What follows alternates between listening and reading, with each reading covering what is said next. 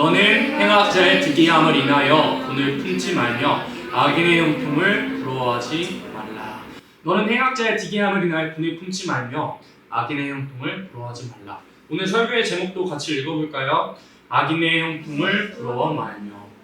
오늘 설교의 제목은 악인의 형통을 부러워 말며 라는 설교의 제목으로 은혜를 또 말씀을 나누고자 합니다. 기독교인들이 가장 힘들어하는 부분 중에 하나라고 하는데요. 나는 하나님의 말씀 잘 지키며 사는데 저 사람, 거짓말하고 사기치는 사람, 하나님 안 믿고 악을 행하는 사람, 나쁜 일 하는 사람은 왜 나보다 더 잘 되고 저 사람들은 왜 부를 쌓을 수 있고 나는 왜 그렇게 찢어지게 가난하고 내 삶 속에서 왜 어려운 일들이 있을까? 라는 그런 고민들이 기독교인들에게 있어서 꽤나 큰 힘듦이고 꽤나 큰 의문이라고 합니다. 근데 오늘 성경 말씀을 통해서, 오늘 설교 말씀을 통해서 왜 우리가 악인의 형통을 부러워하지 말아야 할 것이며 왜 우리가 말씀에 소망을 가지면 악인들이, 악한 사람들이, 하나님을 모르는 사람들이 이 땅에서 떵떵거리며 살아도 우리가 부러워하지 않을 수 있느냐를 한번 살펴보도록 하겠습니다. 물론 하나님께서 물질의 축복을 넘치게 주셔서 부자로 살아가는 기독교인들 많기도 합니다. 그러나 대부분의 사람들은 악인들보다 이 세상에서는 잠깐 못 사는 것처럼은 보일 겁니다. 그래서 예수님도 말씀하셨죠.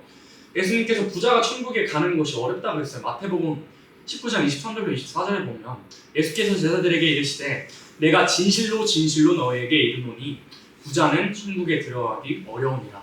다시 너에게 말하노니 약대가, 그러니까 낙타가 바늘기로 들어가는 것이 부자가 하나님 나라에 들어가는 것보다 쉬우니라 하신대요. 사람이 부자가 되잖아요.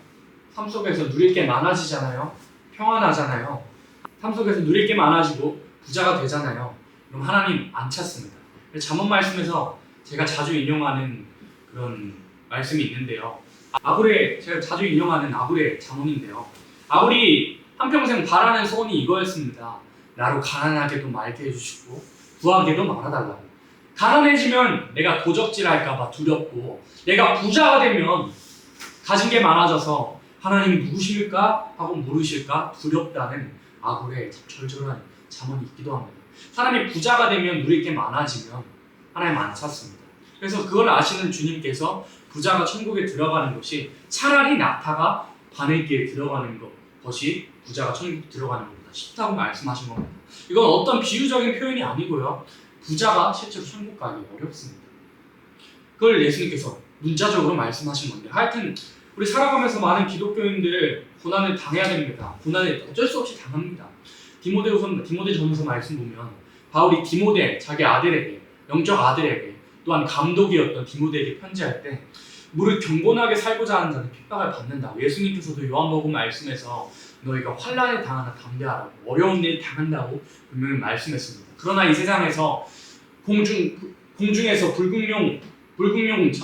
공중에서 권세 잡은 불균형이 다스리는 이 세상에서는 악인이 판치는 그런 세상입니다만, 우리가 왜 악인의 형통, 악인이 잘되고 부를 창출하고 또한 이 세상에 평탄하게 살아가고 취업도 잘되고 여러 가지 사기도 잘 쳐가지고 이 나라 대통령은 사기친 사람이 여러 가지 음주운전한 그런 범죄를 저지른 사람이 대통령 요직에 앉아있으니 백성들을 오죽하겠습니까만, 그런 것들을 우리가 부러워하지 않을 수 있는 이유는 앞에 있는 것처럼 첫 번째 대지 악인은 심판받기 때문에 우리가 부러워하지 않을 수가 있는 겁니다. 계시록 18장 20절 말씀 같이 읽습니다. 하늘과 성도들과 사도들과 선지자들아 그를 인하여 즐거워하라. 하나님이 너희를 신원하시는 심판에 그에게 하셨습니다 하더라. 아멘. 하나님께 우리가 왜 악인의 형통, 저 사기치는 사람, 사람이 보기에 부도덕한 사람, 하나님 안 섬기는 사람들, 하나님 안 믿는 사람들, 부자로 살아가고 부를 창출하고 떵떵거리며 이 세상에서 명예를 누리며 또 권력을 누리며 살아가는 것을 전혀 하나도 부러워하지 않을 것을, 여러분들 주변에서 대학 친구들 중에서 유난히 잘 사는 사람이 있을 거예요. 명품 차고 다니는 사람이 있을 거고, 차 키가 B자로 시작하는 사람, 차 키가 B로 시작하는 사람들, 벤츠나 BMW나 이런 독일 3사들 타는 그런 부모님 밑에서 자라는 친구들도 있을 겁니다만, 그래도 우리가 부러워하지 않고 하나님께 감사할 수 있는 이유는 악인은 심판받기 때문입니다. 하나님 없는 인생은 결국 심판받기 때문에 계시록 18장 20절에 악인은 결코 심판받는다고, 예수님 다시 오실 때 애곡하기 때문에 우리가 감사할 수 있는 이유는 그러한 자들, 악을 행하는 자들, 하나님 없는 인생들, 하나님 안 섬기고 하나님 인정하지 않는 악인들은 예수님 다시 오실 때 애곡하기 때문에 우리가 감사할 수가 있고 그대의 형통을 부러워하지 않을 수가 있는 겁니다. 시편 10편 4절에 보잖아요. 시편 10장 4절에 보잖아요. 악인은 그 교만한 얼굴로 말하기를 그 모든 사상에 하나님이 없다 하나이다 그랬습니다. 악인의 기준은 하나님 없다 하는 사람들, 그러니까 무신론자들이 하나님 없다 하는, 하나님 없다 생각하는 사람, 모든 사람들이 악인인데 그 사람들이 왜 심판을 받느냐 하면 계시록 18장 13절을 보니까 그 사람들이 심판받는 이유에 대해서 말씀하실 때 상고들에 대해서 말씀하셨거든요. 그러니까 상인들에 대해서, 상인들이 심판받는, 그러니까 잘 사는 상인들이 심판받는 이유에 대해서 계시록 18장 13절에서 말씀하실 때 계피와 향료와 향유와 유향과 포도주와 감람류와 고운 밀가루와 밀과 소와 양과 말과 수레와 종들과 사람의 영혼들이라. 하나님께서 심판하실 수밖에 없는 이유가 무엇이냐면 세상의 상인들이, 자본주의에 살아가고 있는 상인들이 얼마나 찌들어져 있냐면 불을 창출할 수 있다면 사람의 영혼까지라도 사고 파는 사람들. 그래서 낙태 시술 같은 것도 내가 돈을 벌 수 있다면, 그 시술을 해서 돈을 벌 수만 있다면 양심의 가책을 느끼지 못하고 그 아이 몇 개월만 정상적으로 기다리면 이 땅에 아름다운 생명으로, 하나님께서 주신 생명으로 태어날 수 있는 그러한 사람의 영혼까지라도 죽이는 것을 서슴지 않는 양심이 마비된 의사들, 또한 양심이 마비돼서 낙태를, 자기 태에 있는 아이를 그냥 죽이는 그러한 사람들, 하나님께서 그러한 것들을 보시고 그러한 것들 때문에 하나님께서 심판하시겠다고 계시록 18장 13절에서 얼마나 악인들이 얼마나 부패했냐면 자신들이 형통하기 위해서, 자신들의 부를 창출하기 위해서 사람의 영혼들까지라도 사고 팔고 낙태를 서슴없이 저지르고 그 외에 여러 가지로 사람을 지옥으로 치닫는 것들을 앞장서서 인도하는 그러한 악인들 하나님 보시기에 얼마나 심판하시고 싶으셔서 얼마나 심판에 재촉하시겠습니까? 오늘이라는 삶 속에서, 오늘이라는 날에 그러한 악인들이 하나님의 심판에 재촉하고 있다는 것. 그래서 그런 악인들, 오늘이라는 삶 속에서 양심을 팔고 양심이 마비돼서 또한 부도덕적으로, 또한 하나님께서 기뻐하시지 않는 방법으로 불을 창출하고 잘되고 권력을 누리고 거짓으로 명예로운 삶을, 사람들 보기에 명예로운 삶을 차지하기도 하고 거짓으로 요직에 범죄한 이력이 있음에도 거짓으로 요직에 차기도 하고 그러한 것들을 우리 눈으로 보지만 우리가 전혀 요동하지 않고 흔들리지 않는 것은 결국 예수님 다시 오실 때 애곡하기 때문에. 그래서 예수님 다시 오실 때는 어떠한 때냐면 모든 사람이 그를 인하여 애곡한다고 했습니다. 모든 사람, 예수님 번개처럼 오신다고 했거든요. 번개치면 멀리 있는 사람들도 볼 수 있어요, 없어요? 번개치면 반경 몇 킬로, 수십 킬로 있는 사람들도 번개치면 그 번개 볼 수 있습니다. 반짝거려서 볼 수 있습니다. 그와 같이 예수님 다시 오실 때 번개치는 것 같이 오신다고 했습니다. 번개치는 것 같이, 천둥치는 것 같이, 난리치는 것 같이 오셔서 모든 사람이 그를 본다고, 그를 찌른 자들도 본다고. 그를 찌른 자는 실제로 2000년 전에 예수님을 찌른 옆구리로 찌른 그 로마 군병을 말씀한 게 아닙니다. 예수님이 대적하고 하나님이 대적하는 사상으로, 또한 계시록 18장 13절에서 말씀하신 것처럼 불을 창출하기 위해서 자신의 삶 속에서 명예로운 삶, 권력 한번 누려보려고 사람의 영혼까지 사고팔며 부도덕한 것으로 자신의 불을 창출하기 위한 그러한 모든 행위를 한 모든 사람들이 그를 찌른 자에 해당이 됩니다. 그래서 우리가 이 세상에 살면서 명품을 자랑하고 사치하는 그러한 사람들을 우리가 부러워하지 않을 것은 계시록 18장 15절 보니까 바벨론이 인하여 치부한 이 상품의 상고들이 그 고난을 무서워하여 멀리 서서 울고 애통하여 이렇게 그랬습니다. 근데 이때 상인들이 불을 창출한 사람들이 운대요. 예수님 다시 오실 때 운대요. 근데 왜 우냐면 11절 보니까 웃긴 게 왜 우냐면 내가 죽게 돼서 우는 게 아니라 땅의 상고들이 그를 위하여 울고 애통하는 것은 다시 그 상품을 사는 자가 없습니다. 다시 돈 못 벌게 돼서 운다니까요. 예수님 다시 오실 때 상인들이 운대요. 안 좋은 방법으로, 나쁜 것으로 불을 창출하는 사람들이 하나님 보실 때 그렇게 하지 말아야 되는데 안 좋은 방법으로 불을 창출하는 사람들이 운대요. 왜 우냐면 계시록 18장 11절에 땅의 상고들이 그를 위하여 울고 애통하는 건 다시 그 상품을 사는 자, 돈 못 벌게 되는 그것으로 온다고. 당장 내가 예수님 손에 죽게 생겼는데 내가 지금 당장 죽으면 나 돈 못 버는데, 나 이거 이 상품 못 파는데, 사람의 영혼 못 파는데, 뭐 향료 못 파는데, 여러 가지 뭐 팔아야 할 것도 못 파는데, 그것 때문에 우는 세상이 얼마나 미쳐 돌아가냐면 베드로 사도의 표현대로 발람에 대하여서 그 미친 것을 금하게 했다고 하는 말씀처럼 세상이 얼마나 미쳐 돌아가면 예수님 다시 오실 때 당장 죽게 생긴 상인들이 그 물건 팔지 못할까봐 우는 그러한 때가 예수님 다시 오시는 마지막 심판 때입니다. 그러한 자들이 자기들이 팔던 그 상품 정말 안 좋은 방법으로 불을 창출하는 것으로 망하게 될 것이라고 말씀하신 것이 우리들에게 있으므로 이 세상 사람들이 누리며 살더라도 우리가 감사할 수 있는 것은 누리며 산 그대로 은혜 사랑하는 자는 은과 함께 망할 것이고 칼을 휘두른 자는 칼과 함께 망할 것이라고 하신 예수님 말씀처럼 은혜 사랑한 자들의 결과는 에스겔서에서 말씀하신 대로 심판날에는 마지막 때 은과 금을 오해물처럼 더러운 똥처럼 여겨버린다고 했습니다. 마지막 때는 은과 금을 돈을 똥처럼 여겨버리는 그러한 심판을 예수님께서 베풀어 주심으로 우리가 악인의 형통을 오늘이란 삶 속에서 악인의 형통, 악인의 잘 되는 것 우리가 부러워할 것도 없고 우리가 그것을 소망해서도 안 되는 겁니다. 그래서 빌립보서 3장에서 말씀하신 대로 악인의 기준, 적그리스도의 기준이 뭐냐고 할 때 물론 공산당이 적그리스도입니다. 공산당, 무신론 세상 적그리스도입니다. 저 공산국가, 짐승의 국가들 적그리스도 맞습니다. 우리 세계교회에서 이렇게 어릴 때부터 배운 대로 그게 적그리스도가 맞는데 근데 그것보다 붉은 말보다 하나님께서 더 미워하시는 말은 무슨 말일까요? 우리 은주 붉은 말보다 하나님께서 더 미워하시는 말은 무슨 말일까요? 검정말이 더 미워하십니다. 잘 배우셨습니다. 빌립보서 3장에 십자가의 원수를 행한다고 적그리스도, 그러니까 십자가의 원수 5글자로 하면 적그리스도잖아요. 적그리스도가 뭐냐면 십자가의 원수로 행하는 자들이 뭐냐면 벨의 신으로 삼는 자, 땅의 것들을 영광으로 생각하는 자. 그러니까 계시록 18장 말씀에 해당되는 자들이죠.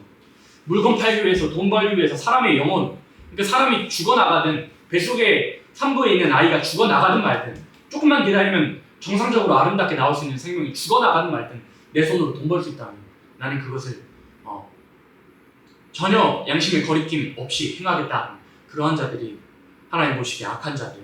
또한 그뿐만 아니라 하나님 보시기에 땅의 것만, 기독교인이라 할지라도 땅의 것만 바라보고 사는 자들. 에서와 같이, 에서가 팥죽 한 그릇이 땅의 모든 것에 해당합니다. 땅의 모든 것, 그 팥죽 한 그릇 넣기 위해서 하나님께서 주시는 축복 팔아치우는 것처럼 기독교인이라 할지라도 땅의 것을 바라보는 생명이라면 예수님 다시 오실 때 애곡하는 그런 사람에 해당이 됩니다. 그래서 우리가 감사할 수 있는 건 예수님 다시 오실 때 그들이 애곡하기 때문입니다. 히브리서 11장 36절로 38절도 같이 했습니다. 앞에 있는 말씀.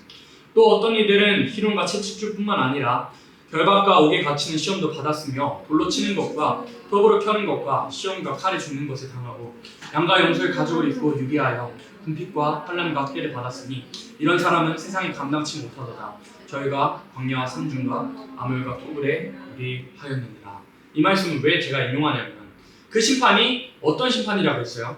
하나님과 성도들과 사도들과 선지자들 그들이 인하여 즐거워. 아니 세상에 하나님 너무하시지. 사람 죽어가는데 세상에 아무리 악인이라도 그렇지. 악인들이 죽는데 하나님 우리 보고 즐거워하래요. 성도들아 즐거워하래요. 왜 즐거워하냐에 대해서 히브리서 11장에서 말씀하실 때 왜 우리들이 성도들이 죽어간 순교자들이 즐거워할 수 있냐면 하나님께서 우리를 위로하실 때 마지막 위로는 우리가 기다리고 있는 위로는 원수를 갚아버리는 원수를 죽여버리는 그러한 심판이 우리에게 위로이기 때문에 왜 그런 것들이 위로일까요? 원수를 밟아 죽여버리는 게 무참히 죽여버리는 게 왜 우리에게 위로가 될까요? 히브리서 11장에 우리의 믿음의 선배들 희롱과 채찍질도 당했고요. 결박과 옥에 갇히는 시험도 받았고요. 악한 자들 때문에 아벨의 때부터 지금까지 지금 이 시간에도 많은 사람들이 순교하고 있습니다. 지금에 이르기까지 돌로 치는 것과 톱으로 켜는 것 여기 성경에 언급된 사람은 없습니다만은 내려오는 전승에 의하면 이사야 선지자가 므낫세 왕에 의해서 나무에 매달려가지고 나무에 묶여가지고 톱에 켜는 고통을 이사야 선지자가 당했습니다. 그렇게 이사야 선지자가 순교하셨습니다. 톱으로 켜는 것과 시험과 칼에 죽는 것을 당하고 양과 염소의 가죽을 입고 유리하여 궁핍과 환난과 학대를 받았으니 이런 사람은 세상에 감당치 못하도다. 오늘날까지 그 사치하는 세력, 또 공산 세력으로 인해서 또 마귀 편에 있는 자들, 하나님 모르는 그러한 자들 때문에 미움을 당하고 희롱과 채찍질 당하고 칼에 목이 백명 날아가기도 하고 예수님 십자가에 못 박히시고 베드로는 십자가에 거꾸로 매달리고 여러 사람들이 복음 때문에 하나님을 대적하는 사람들에게 목이 댕강 날아갔으므로 순교를 당했으므로 하나님께서 그들을 심판하시기에 합당하시다는 겁니다. 그뿐만 아니라 그런 예수님 재림하시는 그때 심판받는 자들은 살아있는 자들이 심판을 받고 그 이후에도 둘째 부활이 있습니다. 요한복음 5장 29절 같이 있습니다. 선한 일을 행한 자는 생명의 부활로, 악한 일을 행한 자는 심판의 부활로 나오리라. 아멘. 이렇게 돼 있는데 예수님 다시 오실 때 애곡하는 자들을 그때는 살아있는 자들이 애곡하지만 살아있으면서 예수님 대적하고 하나님 안 믿고 불을 창출하기 애쓴 그러한 사람들이 애곡하지만 그 외에도 예수님 다시 오시기 이전에 하나님 대적하고 하나님 결국에 안 믿고 죽은 사람들 어떻게 되냐면 천년왕국이 끝나고 하나님 보좌 앞에서 그 심판대가 열릴 때 심판의 보좌 앞에 하나님께서 거룩하신 재판장으로 심판이 시작이 될 때, 판단이 시작이 될 때 선한 일을 행한 자는 생명의 부활로, 악한 일을 행한 자는 지옥에 가기 위해서 심판의 부활로 나옵니다. 그러면 지옥에 갈 땐 영혼만 고통받을까요? 몸은 죽어버렸잖아요. 영혼만 고통받지 않습니다. 몸과 정신과 영혼 모두가 그때는 다시 살아나서 하나님께서 다시 살게 하셔서 몸과 영혼과 정신이 모두 지옥에 빠져 고통받게 되고 생명의 부활로 천국으로 나아갈 생명들은 예수님 믿어가지고 죄사함 얻은 생명들은 영과 몸과 혼과 영이 부활해가지고 하나님 앞으로 이렇게 나아가게 됩니다. 그래서 우리가 감사할 수 있는 거 악인의 형통을 오늘날 올바르지 못한 방법으로 또한 하나님 온전히 섬기지 않는 더러운 그런 재물로서 불을 창출하고 악인들이 잘 나가는 것, 악인들이 명품 차고 다니고 좋은 차 타고 다니고 좋은 집에 거하는 것. 근데 그에 비해 우리들은 예수 믿는 우리들 잘 먹고 잘 산 예수 믿으면 형통한다고 말하는 우리들 그에 비해서 못 사는 것처럼 보여도 하나님께서 다 갚아주시고 악한 일을 행한 자들은 악한 것으로 정말 무서운 심판으로 선을 행하며 오늘의 삶 속에서 고난당하며 참는 자들은 하나님께서 분명히 상을 갚아주시기 때문에 우리가 감사할 수 있더라 이겁니다. 두 번째로 우리가 감사할 수 있는 이유는 예수 없는 인생은 허무하기 때문에 우리가 감사할 수 있는 겁니다. 전도서 5장 10절 같이 했습니다. 은혜를 사랑하는 자는 은혜로 만족함이 없고 풍부를 사랑하는 자는 소득으로 만족함이 없나니 이것도 헛되도다. 전도서가 누가 쓴 말씀이냐면 솔로몬이 하루에 소를 10마리씩 잡아먹었던 하루 식사에 소가 10마리나 들어갔다. 그러니까 한 끼 식사 3마리 정도 소가 3마리 정도 소를 3마리 정도 잡아먹었던 인류 역사상 최고의 부자였던 솔로몬이 그 모든 영광 다 누려보니까 또 이방 여인과 연애해서 결혼해서 자기 삶 망가져 보니까 모든 것이 헛되다는 것을 깨닫고 자기 아들에게 아들아 이 모든 것들이 헛되다. 하나님 잘 믿는 것 하나님 잘 믿는 것 외에 예수 잘 섬기는 것 외에 모든 것이 헛되더라 라고 허사가를 부르면서 기록한 게 전도서인데 전도서 1장에서는 초장부터 헛되다는 말이 5번 나옵니다. 모든 것이 헛되다. 모든 것이 전부 다 헛되다. 해 아래서 수고하는 것도 은혜 사랑하는 것도 또 소득으로 만족하는 것도 다 헛되다. 그래서 그 다음 구절 한번 읽어볼까요? 전도서 1장 7절 같이 읽습니다. 사람의 수고는 다 그 입을 위함이나 그 식욕은 사지 아니하느니라. 얼마나 허망한 말씀입니까? 오마카세 비싼 거는 한 30 몇만 원짜리 하기도 하고 파인다이닝 비싸면 뭐 한 끼 식사에 4, 50만 원 태우는 사람들도 있습니다. 한 정식 식당 가잖아요. 파인다이닝 하잖아요. 오마카세 하잖아요. 한 끼에 몇십만 원씩 태우고 또 요즘 호캉스 하는데 뭐 제가 알기로는 호캉스 뭐 시그니엘 부산은 한 40만 원이고 시그니엘 서울은 거의 100만 원 정도 한다 하거나 뭐 그런다는데 하루 자는데 침대에 누이는데 40만 원씩 100만 원씩 태우고 한 끼 식사하는데 그렇게 수십만 원 태워도 예를 들어 우리 은주가 서울에서 제일 잘 나가는 제일 비싼 우리나라에서 제일 비싼 오마카세 집에서 오마카세를 먹습니다. 초밥을 먹습니다. 근데 옆에 있는 헌진이가 홈플러스에서 마감 끝난 세일한 초밥을 먹습니다. 4시간이 지나요. 은주는 안 배고파질까요? 비싼 오마카세 먹어도 배고파집니다. 마트 초밥을 먹든 비싼 오마카세 먹든 4시간 지나면 동일하게 배고파집니다. 저기 조그마한 방에서 간이 침대에 매트리스 누워가지고 그렇게 자는 제가 있고 또 어떤 사람은 100만 원짜리 시그니엘 호캉스 하는 사람이 있는데 몇 시간이 지나면 동일하게 저와 같이 피곤해집니다. 그걸 말씀하고 있는 거예요. 사람이 아무리 이 세상에서 잘 누리고 살아도 모든 것 다 누리고 살아도 부족한 것 없이 먹고 살아도 부족한 것 없이 입고 살아도 세상에 돈 걱정 없이 살아도 사람의 걱정은 사라지지 않고요. 사람이 허망해진 것이 없어지지 않습니다. 사람의 허망은 없어지지 않습니다. 솔로몬이 그걸 느꼈다니까요. 하나님과 동행하던 솔로몬, 여디디아라는 별명을 가진 솔로몬, 나의 사랑을 입은 자라는 별명을 가진 그런 솔로몬이, 여디디아 솔로몬이 마지막에 허사가를 부르던 그의 삶의 고백은 하나님 떠나보니까 다 소용없더라. 하나님 없는 인생 헛되고 허무하더라. 근데 해 아래서 누리는 모든 것들이 허무하더라도 저 허무한 사람들과 내가 동일하게 일하고 동일하게 공부하더라도 예수 없는 인생들은 내세 소망이 없어서 지옥으로 치닫고 허무함으로 치닫지만 예수 있는 인생만큼은 그렇지 않다더라. 예수 있는 삶, 예수님 섬기는 삶, 예수님 바라보는 삶은 똑같은 일을 하고 똑같은 밥을 먹고 똑같은 곳에서 잠을 자고 그러한 삶을 살더라도 예수 있는 삶은 다르더라 이겁니다. 그래서 우리가 하나님께 감사할 수가 있는 건 요한복음 1장 4절에서 말씀하신 대로 그 안에 생명이 있었으니 이 생명은 사람들의 빛이라. 생명의 빛으로 오신 그 예수님을 내 마음에 영접하고 산다면 나는 이미 생명이 있는 사람, 나는 이미 성공한 사람입니다. 그래서 우리 기독교인들이 성공을 바라지 않을 그런 이유, 이 땅에서 성공을 바라지 않을 이유가 뭐냐면 이 땅에서 형통을 바라지 않을 이유가 뭐냐면 나는 이미 성공한 사람입니다.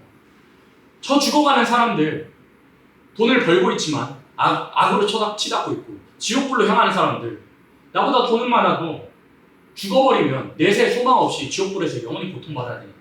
근데 나에게는 에베소서 1장 말씀에서 말씀하신 대로 지혜와 계시의 정신을 주셔서 하나님 알게 하셔서 하나님께서 먼저 찾아와 주시는 선지의 은총으로 눈을 열어주셔서 예수님 알게 하시고 예수님의 입으로 시인하게 하셔서 내게 구원을 베푸시고 영원한 생명을 내게 허락하셨으니까 나는 당장 가난하게 살더라도 나사로와 부자의 비유처럼 나는 가난하게 살고 이 땅에서 부족함 있게 살더라도 나는 지금 오늘이나 삶 속에서 당장 죽어버려도 아브라함의 품에 안겨가지고 낙원으로 가고 낙원에 거쳐서 천국에 갈 그러한 소망이 우리들에겐 예수 있는 인생에겐 있지만 예수 없는 인생에게는 뭐가 기다리고 있냐면 이사야 6장 9절에서는 여호와께서 가라사대 가서 이 백성에게 이르기를 너희가 듣기는 들어도 깨닫지 못할 것이요 보기는 보아도 알지 못하리라 하여 이 백성의 마음으로 둔하게 하며 그 귀가 막히고 눈이 감기게 하다 영력컨대 그들이 눈으로 보고 귀로 듣고 마음으로 깨닫고 다시 돌아와서 고침을 받을까 합니다. 하나님께서 택해 주신 은혜가 있더라. 근데 그렇게 형통한 삶을 사는 것 같이 이 땅에서 나쁜 짓 하면서 옳지 않은 방법으로 부를 창출할 수 있다면 수단과 방법 가리지 않고 부를 창출하는 사람들 권력에 눈이 멀어가지고 대통령직에 또한 정치인으로서 내가 떵떵거리며 살 수 있다면 여러 가지 범죄 저지르고도 뻔뻔하게 그렇게 요직이 아닌 그러한 사람들 우리가 부러워하지 않을 것은 저들은 회개할 기회를 하나님께서 주어주지 않는다. 악인의 형통을 부러워하지 않을 것은 하나님께서 그들의 눈을 막게 하셨으므로 이 땅에서 그렇게 부도덕하게 살다가 악으로 치닫는 것을 하나님께서 원하시기 때문에 11절에 내가 가로되 주여 어느 때까지나이까 대답하시되 성읍들이 황폐하여 거민이 없으며 가옥들에 사람이 없고 이 토지가 전폐하게 됩니다. 멸망 때까지 하나님께서 그대로 두시겠다 이겁니다. 형통하도록 더 형통해서 더 많은 거 누리고 살다가 죄악을 먹고 마시다가 예수님 다시 오실 때 심판받도록 악인들을 그렇게 설정하셨더라 이겁니다. 하나님께서는 영화 감독이십니다. 하나님께서 정해두신 배우대로만 그 역할대로만 우리가 그 역할을 어떻게 보면 연기하듯이 우리가 그 설정대로만 살아가는 겁니다. 아쉽게도 어떤 사람들은 왜 그렇게 불공평하느냐고 말하는 사람들이 있지만 우리는 정해진 역할들이 있습니다. 감사하게도 우리들은 선한 역할이라 해야 될까요? 하나님의 그런 영화에, 한 페이지의 영화에 우리는 좋은 역할로서 부르심을 받아서 좋은 은혜를 받고 경험하고 살지만, 악역으로 설정된 사람은 죽었다 깨어나도, 물론 죽었다 깨어날 일이 없지만 죽었다 깨어나도 깨닫지 못하도록 하나님께서 귀를 닫아주셨기 때문에 우리가 그래서 부러워할 필요가 없는 겁니다. 오늘이란 삶 속에서 저들이 나보다 더 누리며 살고 좋은 것을 먹고 좋은 것을 입고 떵떵거리며 살아도 왜 예수 믿는 사람들은 나보다 가난하게 살지라는 말 듣고 살아도 우리가 감사할 수 있는 것은 나그네 같은 인생, 우리가 살아가는 이 땅은 우리의 거할 집이 아니기 때문에 히브리서 말씀에 우리는 본향 찾아가는 나그네라고 그렇게 설명하신 겁니다. 그래서 우리가 나그네로서 잠시 이 세상 거쳐가는 그런 사람으로서 감사할 수 있는 이유는 악인들이 그렇게 떵떵거리며 살아도 우리가 부러워하지 않을 것은 그들은 허무한 인생을 결국엔 지옥불로 치닫는 돈을 벌면 벌수록 형통하면 더 죄지을 기회가 제공이 돼서 죄지으며 살다가 심판받기 때문에 우리가 그런 것들을 보면서 내게 허무한 삶을 주지 아니하시고 영원한 삶을, 빛의 삶을 허락하신 그분께 감사할 수 있구나 라고 깨달을 수가 있는 겁니다. 그래서 우리가 두 번째, 예수 없는 인생은 허무하기 때문에 우리가 악인의 형통을, 악인이 잘 되는 것을 부러워하지 않을 수가 있는 겁니다.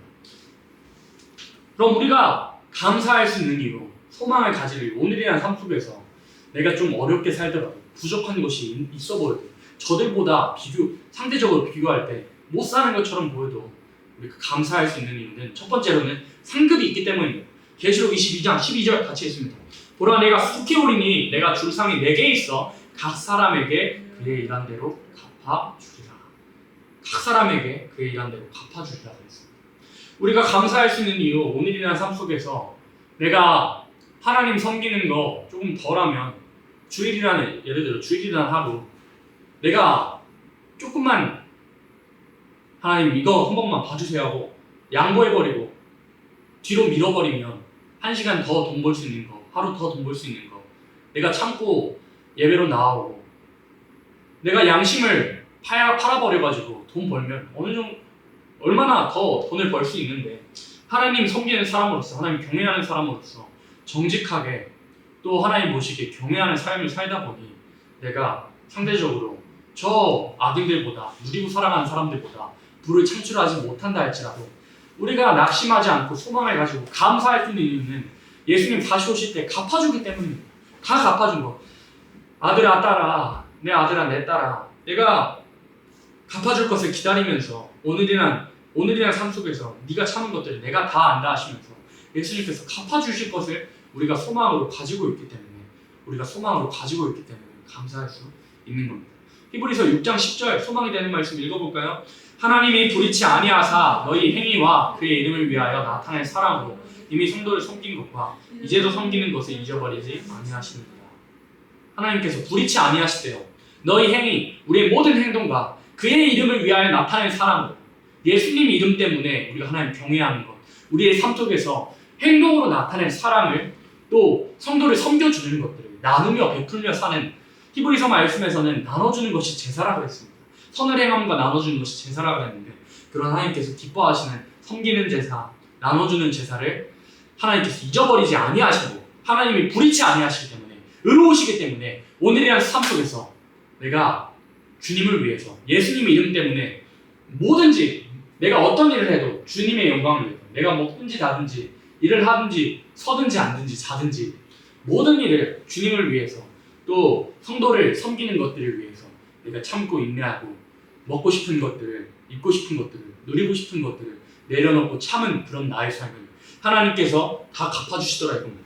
예수님 오시는 날엔 갚아주시는 날입니다. 악은 행한 사람, 자신이 잘 먹고 잘 살기 위해서 그렇게 치부하며 사치하며 살아가는 사람들에게 갚아주는, 심판으로 갚아주는데, 또 그분의 영광을 위해서, 또 섬기기 위해서 예수님 이름의 영광을 예수님 때문에 참고 인내하며 내려놓은 사람들에게 상급으로 갚아주시는 때, 재림하시는 때는 그렇게 두 가지 길로 나뉘게 되는 겁니다. 그래서 우리가 감사할 수 있는 건 상급이 우리들 앞에 있기 때문에 우리가 감사할 수 있더라 이겁니다. 그래서 그 뒷구절들 보잖아요. 13절에 보니까 하나님이 아브라함에게 약속하실 때 가리켜 맹세할 자가 자기보다 더 큰 이가 없으므로 자기를 가리켜 맹세하여 가라사대 내가 반드시 너를 복주고 복주며 너를 번성케 하고 번성케 하리라 하셨더니 저가 이같이 오래 참아 약속을 받았느니라. 하나님께서 약속을 세워두셨습니다. 하나님께서 아브라함에게 세워두신 그 언약, 세계적인 언약이 성경 전체의 제목이 돼요. 왜 성경 전체의 제목이 되냐면 성경을 주신 목적이 뭐냐면 사람이 창조하신 목적이 뭐예요? 천국을 누리기 위해서, 천국을 같이 누리기 위해서. 그럼 성경을 주신 목적이 뭘까요? 사람이 범죄했습니다. 에덴의 축복을 잃어버렸습니다. 근데 예수 그리스도를 통해서 에덴 동산을 회복하는 것, 새 시대에 이루어주시는 것, 그게 성경을 주신 목적이란 말이에요. 그러면 아브라함에게 세워두신 그 언약이 뭐였냐면 세계적인 언약이 새 시대의 축복, 비로소 새 시대에 들어가야 이루어지는 축복이었습니다. 그럼 아브라함에게 세워두신 언약이 또 아브라함이 그 언약을 받기 위해서 참았던 것들이 우리에게 교훈이 되더라고 히브리서 6장 13절부터 15절에 말씀하고 있는 겁니다. 아브라함이 복을 꼭 주시겠다는 하나님의 기필코 말씀하신 것을 믿고 어떤 어려움이 와도 아들을 달라고 하는 하나님의 요구에도 무리한 것 같은 요구에도 어떠한 어려움에도 흔들리지 않고 나아갈 수 있었던 건 오래 참은 그 뒤에는 하나님께서 분명히 상급을 주실 것을 알았기 때문에 또 다른 말씀에서는 내가 당장 아들을 찔러 죽이려고 칼에 갖다 대더라도 혹 아들을 죽여버리더라도 하나님께서 죽은 자 가운데서 살리실 것을 믿었다 그랬습니다. 그와 같이 우리들도 이 아브라함에게 세워두신 언약이 성경 전체의 제목이 되고 또 우리가 성경을 통해서 예수님 다시 오실 것을 바라보고 나아가는 생명이라면 내게 상급이 있다는 것을 깊이 믿고 아브라함처럼 오래 참아서 약속을 받는 일이 있어야 됩니다. 아브라함처럼 오래 참는 일.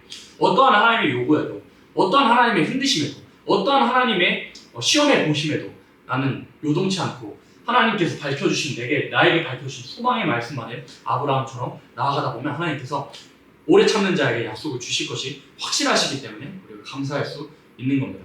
그래서 마태복음 25장에서도 한 달란트 받은 자가 어떻게 했어요? 한 달란트 받은 자 땅속에 묻어버렸다. 그대로 가만히 있다가 어차피 주인 건데 내가 팔아서 뭐하겠나 이래서 뭐하겠나 하다가 땅에 묻어뒀다가 주인이 다시 올 때 꾸지람을 듣고 감옥으로 들어가는 일, 주인에게 심판받는 일이 있었습니다. 그러나 5달란트, 2달란트 받은 종들은 5달란트, 2달란트 받은 것을 장사하고 불려가지고 주인에게 칭찬을 받고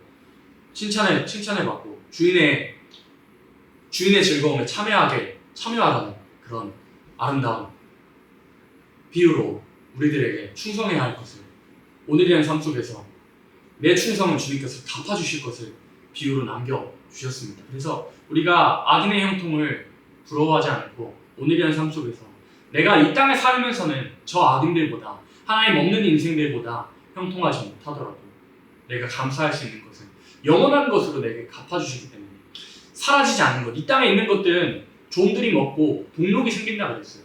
그러나 하늘에 쌓아둔 보물, 내가 소자에게 냉수한 그릇, 차가운 물 떠다준 것도 하나님께서 잃지 않는다 그랬는데 그 상을 잃지 않는다 그랬는데 오늘이라는 삶 속에서 주를 위해서 참는 것 다 갚아주실 것이기 때문에 감사할 수 있더라 합니다. 또 우리가 악인의 형통 부러워하지 않을 것, 그 이유가 뭐냐면 악인들은 심판받을 때 우리는 죽은 몸이 변화할 수 있는 예수님과 같이 변화할 수 있는 소망을 가지기 때문에 감사할 수 있는 겁니다. 고린도전서 15장 57절 같이 했습니다. 우리 주 예수 그리스도로 말미암아 우리에게 이김을 주시는 하나님께 감사하노니. 이김을 주시는 하나님께 감사한다 그랬는데 이 말씀 잘 인용하십니다. 많은 사람들이 인용하는데 이 말씀이 일상 속에서 이김이 아닙니다. 고린도전서 15장 그 전체적인 흐름이 뭐냐면 예수님 다시 오실 때 들림받은 그런 모습을, 들림받을 광경을 바울 사도가 간략하게 설명한 겁니다. 우리가 어떤 이김이냐면 오늘날까지는 예수님 잘 믿어도 죽었어요, 안 죽었어요? 죽을 때 되면 죽었습니다. 죽을 때 되면 죽어버렸어요. 히브리서 말씀에 사람이 한번 죽는 것은 하나님께서 정하신 것이라는 그런 말씀이 있기도 합니다. 그러나 우리 사도들의 신앙의 토대에 있다면 우리가 이 땅에서 잘 먹고 잘 사다가 99세까지 팔팔하게 살다가 1, 2, 3일 아파가지고 죽는 것이 아니라 나의 살아가는 때 예수님께서 오셔가지고 내 죽을 몸이 변화하는 것이 사도들이 바랬던 그런 소망이었던 겁니다. 그래서 빌립보서 3장에서 바울이 자기의 표대를 설명하거든요. 바울이 자기의 표대에 대해서 설명할 때 어떻게 말하냐면